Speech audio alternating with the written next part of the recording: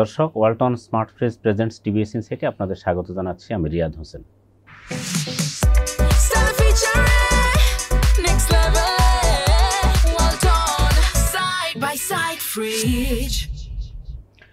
দর্শক, আপনারা জানেন গত প্রায় 1.5 মাস আগে ঢাকা বিমানবন্দরের যে অগ্নিকাণ্ড হয়েছিল, যেটি আসলে বাংলাদেশ নয়, শুধু সারা বিশ্বব্যাপী এক ধরনের একটা আলোচনা তৈরি করেছিল, যার মূল কারণ ছিল আসলে যে কোনো দেশের বিমানবন্দর এটি অত্যন্ত গুরুত্বপূর্ণ একটি স্থাপনা। তো সেই স্থাপনায় অগ্নিকাণ্ড এবং অগ্নিকাণ্ডে বিপুল পরিমাণ সম্পদ পুড়ে যাওয়া, এটি একটি বিমানবন্দরের ভেতরের যে নিরাপত্তা, সেই নিরাপত্তার যে কতটা দুর্বল সেই বিষয়টিকে আসলে সামনে এনেছে। তো বিষয়টি আসলে কেন ঘটেছে সেটি জানার জন্য সরকারের একাধিক তদন্ত কমিটি গঠন হয়েছে। একটা বড় তদন্ত কমিটি হয়েছে যেটি স্বরাষ্ট্র মন্ত্রণালয়ের অধীনে হয়েছিল। সেই কমিটি সম্প্রতি রিপোর্ট দিয়েছে এবং রিপোর্টের ভিত্তিতে বিজনেস স্ট্যান্ডার্ড একটি প্রতিবেদন প্রকাশ করেছে, যেখানে উঠে এসেছে যে নিয়ন্ত্রণকারী যে প্রতিষ্ঠান তারাই আবার অপারেটর, অর্থাৎ এই বিমান বাংলাদেশ বা বেসামরিক বিমান চলাচল কর্তৃপক্ষ মূলত বাংলাদেশের বিমানবন্দরের ভেতরের যে অপারেটর তারাই এটির নিয়ন্ত্রক। তো এর মধ্যে এক ধরনের স্বার্থের দ্বন্দ্ব অথবা স্বার্থের সংঘাতের কারণে অনেক সময় নিজেদের এই যে দুর্বলতাগুলো হয়তো নিজেরা সেভাবে ঠিকঠাক হয়তো দেখে না। এই বিষয়টি আমাদের আসলে প্রতিবেদনে উঠে এসেছে। প্রতিবেদনটি করেছেন আমাদের সহকর্মী জনাব কামরান সিদ্দিকী। আমাদের স্টুডিওতে আজকে তিনি উপস্থিত রয়েছেন। আমরা তার কাছ থেকে বিস্তারিত শুনবো আসলে বিমানবন্দরের অভ্যন্তরে অগ্নিকাণ্ডের পেছনে কি ছিল, অথবা এটি আসলে কি করা যেতে পারে ভবিষ্যতে আমাদের, যাতে অগ্নিকাণ্ডের এই ধরনের সমস্যা আর ভবিষ্যতে না হয়। আপনাকে স্বাগত আমাদের এই আলোচনায়। আমরা আসলে যে বিষয়টি নিয়ে আসলে কথা বলছিলাম, আপনার স্টোরিতেও এসেছে যে আমাদের একই প্রতিষ্ঠান নিয়ন্ত্রক, আবার একই প্রতিষ্ঠান সেটি পরিচালনাও করে, সেখানে কি ধরনের প্রবলেম হচ্ছে একটু যদি আমাদের বলেন। ধন্যবাদ আপনাকে। আমাদের আসলে এই অগ্নিকাণ্ডের প্রথমে যে বলা হচ্ছিল যে এটা একটা স্যাবোটেজ হতে পারে, এই তদন্ত রিপোর্টে সেটা উঠে এসেছে না, এটা ইলেকট্রিক শর্ট সার্কিট থেকে এটা হয়েছে। এবং তারা একটা মেজর সুপারিশ করেছে, সেটা হচ্ছে যে এই যে অপারেটর এবং যে নিয়ন্ত্রক সিভিল এভিয়েশন সেম অথরিটি, তারা এটা যাতে সেপারেট করে দেওয়া হয়, এটা হচ্ছে তাদের প্রথম সুপারিশ। তো এখানে মেজর আমাদের যারা এভিয়েশন নিয়ে কাজ করে অনেকদিন ধরে, আমার সিভিল এভিয়েশনের চেয়ারম্যান, সাবেক চেয়ারম্যান সহ সংশ্লিষ্ট বিশেষজ্ঞদের সাথে আমরা কথা বলেছি, তারা বলছেন যে এখানে অতীতেও বেশ কিছু প্রবলেম হয়েছিল এবং এখনকার যে প্রবলেম, এই প্রবলেমটা যদি আমরা সামনে রাখি, আমরা শুরু থেকে দেখতে পাচ্ছিলাম সিভিল এভিয়েশন দায় দিচ্ছে হচ্ছে কুরিয়ার কোম্পানিকে, কুরিয়ার কোম্পানি দায় দিচ্ছে বিমানকে, আবার বিমান দিচ্ছে এই যে কাস্টম দিচ্ছে, আবার কেউ কাস্টমসকে দিচ্ছে, কাস্টমস আবার একজন আরেকজনকে দিচ্ছে। অথচ এখানে সবার নিয়ন্ত্রক কিন্তু হচ্ছে বেসিক্যালি সিভিল এভিয়েশন, টোটাল এয়ারপোর্টের যত কিছু আছে। কিন্তু সিভিল এভিয়েশন তো অ্যাজ এ রেগুলেটর, তাদেরকে পানিশমেন্ট দেওয়ার কথা বা এই ব্যবস্থা দেওয়ার কথা। এখন তাদের বিরুদ্ধেই কিন্তু তদন্তে 4টা অথরিটির বিরুদ্ধে অভিযোগ আসছে তদন্তে, যারা দায়ী এই জন্য এই যে সার্বিক অব্যবস্থাপনা, বা আগুন তো লাগতেই পারে, শর্ট সার্কিট হইলে আগুনটা কিভাবে এত দ্রুত ছড়িয়ে গেল। সেখানে যে এই প্রায় বলা হচ্ছে যে অনেক 75% যে কার্গো যে প্রোডাক্টগুলো বা যেসব কার্গো যায় বিদেশে, এগুলো পড়ে থাকে, এখানে পড়ে থাকে। এ কারণে এগুলো সরে যাওয়ার কথা ছিল ঢাকা কাস্টমসের। আর এভাবে বিমানের অ্যাজ এ বিমান তো এখানে আমরা জানি যে কার্গো হ্যান্ডলিং করে, এই জিনিসগুলো অপারেশনের দায়িত্ব বিমানের, তারাও তাদের সুরক্ষার যে দায়িত্বগুলো ছিল সেটা ঠিকভাবে পালন করেনি। তো এই সার্বিক পরিস্থিতির কারণে আমরা দেখতে পাচ্ছি একে অন্যের যে দায়, এখান থেকে আমরা উঠে আসে যে আপনি যদি একই ব্যক্তি হয় তাহলে কিন্তু সে তার জিনিসটা সঠিকভাবে করবে না। এখন সিভিল এভিয়েশন কি তার নিজের দোষ যে হলো, যে দায় তৈরি হলো, সে নিজেকে নিজে শাস্তি দিবে? এই প্রবলেমটা হচ্ছে মেজর। সেকেন্ড হচ্ছে যে গ্লোবালি কিন্তু ধরেন আইকাও, যে ইন্টারন্যাশনাল সিভিল এভিয়েশন অথরিটি, এটা একটা প্র্যাকটিস সবসময়, যে ওরা সবসময় থেকে বলে যে আপনারা সেপারেট করেন। কারণ আপনি যখন একই সঙ্গে ডুয়েল রোল প্লে করতে যাবেন, আপনার কিন্তু ক্যাপাসিটি একটা বিগ ইস্যু। আপনি কিন্তু ইন্সপেকশন করতে হয় আপনাকে, আপনি এয়ারপোর্ট, এত দেশের প্রায় 7টা এয়ারপোর্ট সচল আছে, এর মধ্যে প্রায় কোটির উপরে মানুষ প্রতি বছর এখানে যাতায়াত করে। তাহলে আপনি যখন এই তখন আপনি দুইটার মধ্যে ব্যালেন্স করতে পারছেন না, এবং আপনি এই যে একসাথে অপারেশনের যে দায়িত্ব, একসাথে নিয়ন্ত্রকের যে দায়িত্বের মধ্যে ঘাটতি তৈরি হচ্ছে, ভারসাম্যহীনতা তৈরি হচ্ছে। এখন এটা সলিউশনটা কি? গ্লোবাল প্র্যাকটিস হচ্ছে, ধরেন আপনি হয় ইয়াকে দিয়ে দিবেন, প্রাইভেট অপারেটরকে দিয়ে দিতে পারেন, যেটা ধরেন অনেক জায়গায় আছে, যেমন নারিতা ইন্টারন্যাশনাল এয়ারপোর্ট অথরিটি। অর্থাৎ নিয়ন্ত্রক সিভিল এভিয়েশন অথরিটি থাকলো, কিন্তু এটি পরিচালনা অন্য আরেক প্রতিষ্ঠান হয়তো করবে বা প্রাইভেট সেক্টর, আপনি সেটাই বলতে চাচ্ছেন? জি।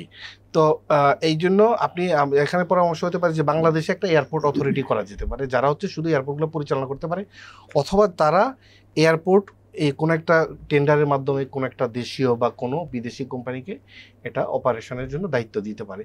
তাহলে এই প্রবলেমগুলো, যেমন একটা উদাহরণ আমাদের এখানে আসছে, সেটা হচ্ছে আমরা যে ইউএসএতে ডিরেক্ট ফ্লাইট অপারেট করতাম, সেটা কিন্তু তাদের একটা কোয়ারি ছিল যে ফেডারেল অথরিটি তাদের ইউএসএর, যে তোমাদের কিন্তু এই সমস্যাটা আছে, তোমরা এটা রিজলভ করো। এটাও তারা একটা কজ দেখে। এই সমস্যা বলতে কোন সমস্যা? মানে এই যে আমরা ডুয়েল রোল প্লে করি, অ্যাজ এ সিভিল এভিয়েশন, একসাথে অপারেটর, একসাথে রেগুলেটর, তাদের এটা মানে তারা বলছে যে এটা সমাধান করো। তো এটা বেশিরভাগ জায়গায় কিন্তু এই সমস্যাটা নাই। তো এটা একটা মেজর ইস্যু, যেটা সলিউশন করা উচিত। বিশ্বব্যাপী এর প্র্যাকটিসটা কি? বিশ্বব্যাপী কি মোস্টলি প্র্যাকটিসটা হচ্ছে, ধরেন আমি তো বললাম যে যেহেতু আইকাওই হচ্ছে সবাইকে রেগুলেট করে, এটা প্র্যাকটিস মানে জেনারেল প্র্যাকটিস হচ্ছে আপনি এটাই করবেন, আপনি রেগুলেটরকে সেপারেশন খুব শক্তিশালী করবেন।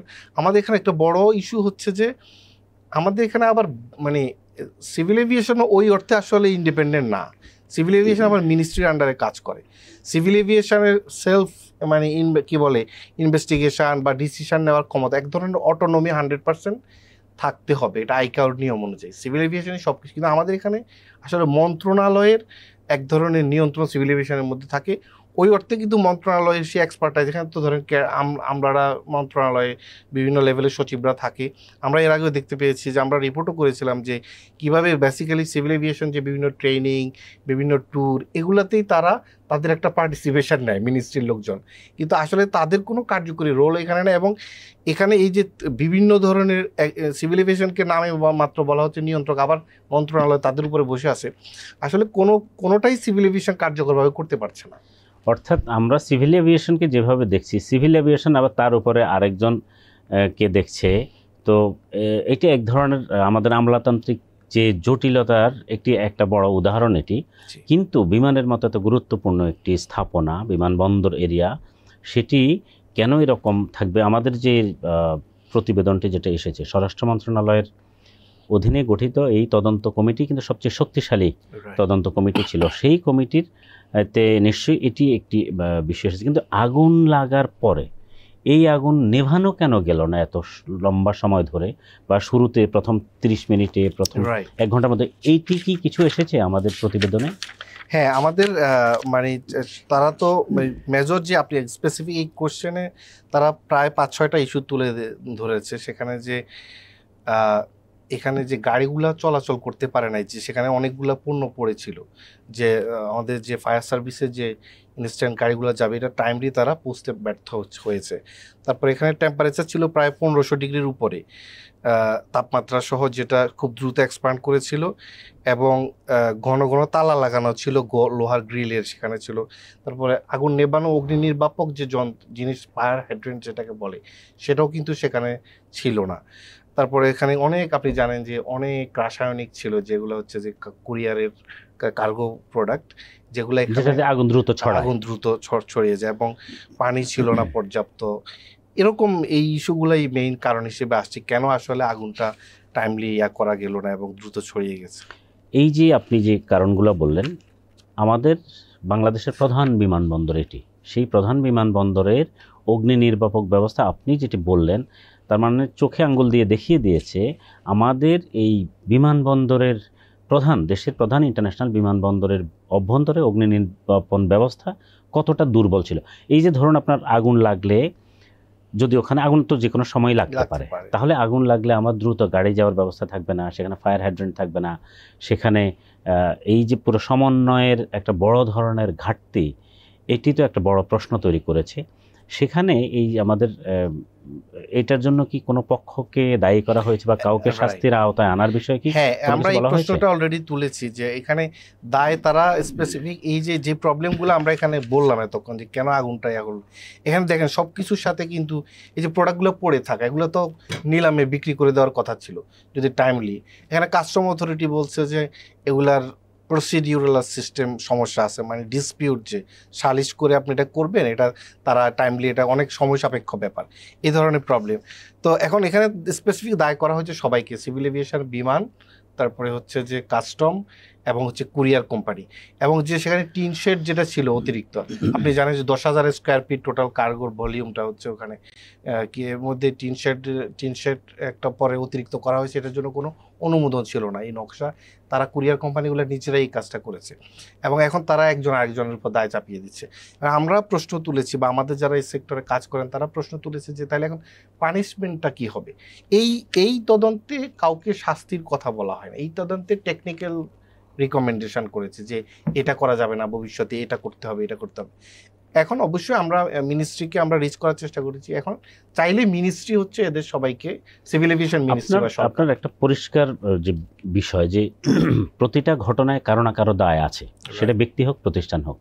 সেই ব্যক্তি বা প্রতিষ্ঠানকে যদি দায়িত্বের মধ্যে না আনা যায়, তার দায় চিহ্নিত করে সেজন্য প্রপার আইনানুগ ব্যবস্থা না করা যায়, অথবা আইন না থাকলে সেজন্য আইন না করা হয়, তাহলে এই ধরনের ঘটনা আসলে ঘটতেই থাকবে। আমরা যতদূর শুনেছিলাম, এই যে সেখানে সিভিল অ্যাভিয়েশনের মধ্যে যে আপনার ফরেন যে প্রতিষ্ঠানগুলো যে যারা এনে মূলত রাখে, কুরিয়ার প্রতিষ্ঠান, এই কুরিয়ার গুলোকে এয়ারপোর্টের বাইরে নিয়ে যাওয়ার জন্য বহুদিন ধরেই সিভিল এভিয়েশনকে বলা হচ্ছিল।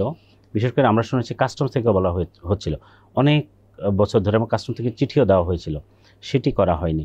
তো এরকম যদি দায় যার আছে, সেই দায়িত্ব না করা গেলে এই প্রবলেমটা আমাদের থাকবে। একটা বড় বিষয় আছে এখানে, অনেকের কিন্তু আমরা জানি যে শত শত হাজার কোটি টাকার পণ্য অনেকের পুড়েছে, যারা আমদানি করেছিলেন, তাদের ক্ষয়ক্ষতি অথবা তাদের ক্ষতিপূরণ নির্ধারণের বিষয়ে কি আমাদের প্রতিবেদনে কিছু এসেছে? এখানে স্পেসিফিক আমরা সুপারিশগুলোর মধ্যে এই ধরনের ক্ষতিপূরণ বা এগুলা আলাদাভাবে কিছু বলা হয় নাই, কিন্তু এটা তো নিশ্চয়ই সরকার এর আগে যতগুলো, যখন ব্যবসায়ীরা ইস্যুগুলো তৈরি করে রেজ করেছিল, তখন বলা হচ্ছিল যে তারা এগুলো অ্যাড্রেস করবে, কিন্তু এখানে স্পেসিফিক ক্ষতিপূরণের ইস্যুটা বলা হয় না, এবং পানিশমেন্টের ইস্যুটাও আসে নাই। তো তারা যে সুপারিশগুলো করেছে, আমি মনে করি এটাও যদি বাস্তবায়ন হয়, রেগুলেটর অপারেটর আলাদা করে দেওয়া হয়, এবং বিমানকে শুধু ফ্লাইট অপারেটরের মধ্যে সীমাবদ্ধ রাখতে বলছে বিমানকে গ্রাউন্ড হ্যান্ডলিং এর দায়িত্ব যাতে না দেওয়া হয়। কারণ আপনি জানেন যে অনেক দিন ধরে এই প্রশ্নটা, যে বিমানের বিরুদ্ধে অনেক অভিযোগ, তারা টাইমলি সার্ভিস দিতে পারে না, টাকা নিয়েও টাকা নেয় কিন্তু সার্ভিস দেয় না। তো এই ইস্যুগুলোর কারণে হচ্ছে যে সুপারিশগুলো আসে, আমি মনে করি এগুলো যদি ইমপ্লিমেন্ট হয়, তাহলে ভবিষ্যতে এই ধরনের, এখানে কিন্তু একটা কথা স্পষ্ট বলে দেওয়া হয়েছে, আপনি যদি এই সমস্যাগুলো সমাধান না করেন, আমরা যেগুলো রিকমেন্ড করলাম, তাহলে কিন্তু আবার এই ধরনের প্রবলেম হলে আর একটা ডিজাস্টার এখানে হবে। তো সরকারের উচিত একই সঙ্গে শাস্তি নিশ্চিত করা এবং যে সুপারিশ আসছে সেই সুপারিশগুলো বাস্তবায়ন করা। আপনাকে ধন্যবাদ আমাদের আলোচনায় যুক্ত হবার জন্যে। আপনি বেশ ভালো কিছু ইনসাইট আমাদের দিয়েছেন, যেটি নিশ্চয়ই দর্শকদের জন্য ইন্টারেস্টিং হবে। দর্শক, এই ছিল আমাদের আজকের আলোচনা। আসলে বিমান আমাদের অত্যন্ত গুরুত্বপূর্ণ একটি স্থাপনা, যে কোনো দেশের জন্যই, বাংলাদেশের প্রধান বিমান, সেটিকে সুরক্ষিত রাখা এটি সবারই দায়িত্ব। এবং এই বড় অগ্নিকাণ্ডের মধ্য দিয়ে অ্যাটলিস্ট একটা শিক্ষা যাতে সবার মধ্যে হয়, যে আমাদের যাতে ভবিষ্যতে আর কখনোই এই ধরনের বড় ডিজাস্টার আমাদের না হয়। ইতিমধ্যেই বাংলাদেশের জন্য একটি বড় ক্ষতি হয়ে গেছে, ইন্টারন্যাশনালি বাংলাদেশের ইমেজ ব্যাপক ক্রাইসিসের মধ্যে পড়েছে। তো ফলে ভবিষ্যতে যাতে আর এই ধরনের ইমেজ ক্রাইসিসের মতো পরিস্থিতিতে বাংলাদেশকে না পড়তে হয়, এই জন্য যেই বিষয়গুলা বিশেষ করে তদন্ত প্রতিবেদনে উঠে এসেছে, সেটি যাতে সরকার অথবা দায়িত্বশীল যারা আছেন তারা যাতে সেটি বাস্তবায়ন করেন, অথবা যাদের দায় চিহ্নিত হয়েছে তাদের যাতে আইনের বা বিচারের আওতায় আনা হয়, সে বিষয়টি অবশ্যই গুরুত্বপূর্ণ। আমাদের এই আলোচনা যদি আপনাদের ভালো লাগে, তাহলে লাইক, কমেন্ট, শেয়ার করবেন। টিবিএস এর সঙ্গে থাকুন। আপনাদের ধন্যবাদ।